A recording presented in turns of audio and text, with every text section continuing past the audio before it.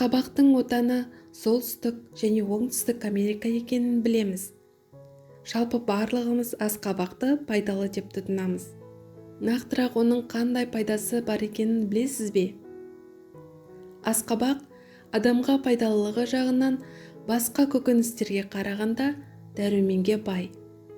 Құрамы адам ағзасына қажетті С, В тобының витаминдері, Е, ПП, ағзадағы зат алмасуды жеделдететін Т және қанның ұюына ықпал болатын К дәрумені, калий, кальций, темірге бай. Сондықтан да құрамында дәрумендері көп болғандықтан 1001 ауруға ем. Анығырақ айтсақ, көз көруінің нашарлағанда, қан астық, артық салмақтан арылғысы келетіндерге таптырмас ем. Ағзаны шлактардан тазалайды, зат алмасуды реттейді. Дәрігерлер қауымы жүрек әлсіздігінен жүдегендерге асқабақтың жұмсақ майегін отқа немесе суға, ал күйген науқастарға жарасына таңуға болатынын айтады.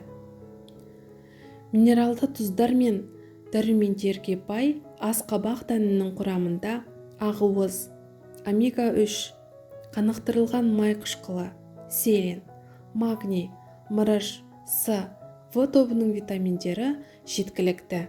Сондықтан дәнін балмен араластырып жеп, ішек құрттарын түсіру үшін пайдаланады. Асқабақ шырынын балға қосып, жатар алдында ішсеңіз, жүйке жүйеңіз тынышталып, ұйқыңыз тыныш болады. Таңертең сергек оянасыз. Сондай-ақ жүкті әйелдердің жүрек айнығанын асқабақ шырыны басады. Әлсіздік болып, ағзаңыз жүдеп жүрсе, асқабақты сүтпен дайындап, қаймақ, май, жаңғақ, бадаммен қосып жеңіз. Асқазан ішек жолдары шырышты қабатында дерт болса, асқабақтан езбе жасап ішіңіз. Ара ауру болса, 4 ай қатарынан үзбей мәйегін жеу керек. Ол бауырдың қызметін жақсартады, бауырды қалпына келтіреді. Асқабақтың әйелдерге қандай пайдасы бар? Нәзік жандыларды төмен калориялы асқабақ та оның диуретикалық қабілеті де қызықтырады. Әсіресе биік өкшелі аяқ киім кигенді ұнататын арулар ауыр күннің соңында аяқтарының қалай шаршайтынын, ал таңертең тұрғанда аяқтары қалай ісінетінін жақсы біледі. Осы екі жағдайда да асқабақ көмектеседі. Бірінші жағдайда целлюлеза аяқтарға лосьон түрінде, ал екінші жағдайда көкөністі диетаға енгізу ұсынылады. Асқабақтың бета-каротин мөлшері жағынан сәбізден біршама төмен екенін ұмытпаңыз. Сондықтан асқабақ шырыны сезімтал терісі бар әйелдерге пайдалы. Үйде жасайтын маскалар үшін керемет компонент. Ол теріні дәрумендермен нәрлейді, аздап қабынуды жояды және бет әжімдерін тегістейді.